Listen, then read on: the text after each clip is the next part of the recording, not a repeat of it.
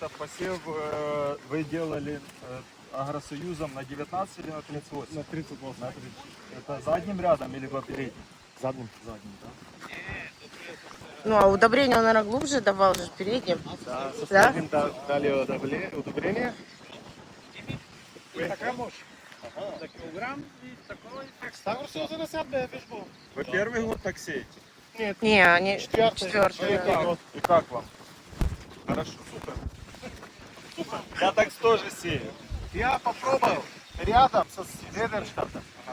Рядом со Зведерштата. 3 года я получаю поле Больше. Агросоюза. 1 год наравно. На равных. Я так само. И он, Нет, он нет, тоже Агросоюз. сеет, он тоже так сеет. Да? То есть, по сути, Нет хороший, нет хороший. Я получаю плохо более. выглядит, но хорошо сыпет. А на Юру ти сяв ли си? Да, само така си. А нам же ж не картинка важна. Пока на колени не надо походишь в поле. Да-да-да. Ну, и надо, чтобы он немножко подрос, да.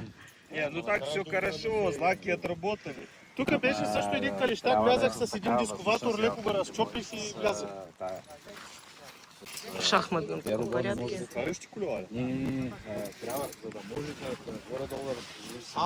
за... Он няма, редовно так все все пак хорошо, някакси по го гербицидам разгледа. все Влезе в хорошо. жилата, нали, като падна да кажем 5 семена, те са различни. Подсолнечник сплошным посевом, зерновой сев. Ну, вот то, что я тебе говорила, что сплошным способом. Говорит, На из 38. 4 лет 3 года сплошным больше, а 1 год на равных. Бачкаш ли, бе? С Вадерштата. Сега.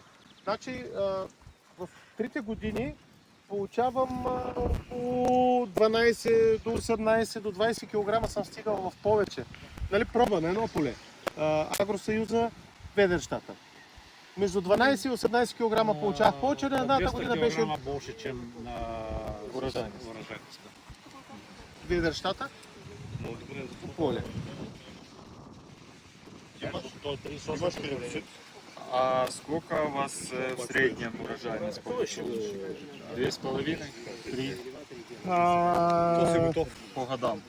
Колко пита черничук? Да, миналата година какво имахме? 190 кг някъде.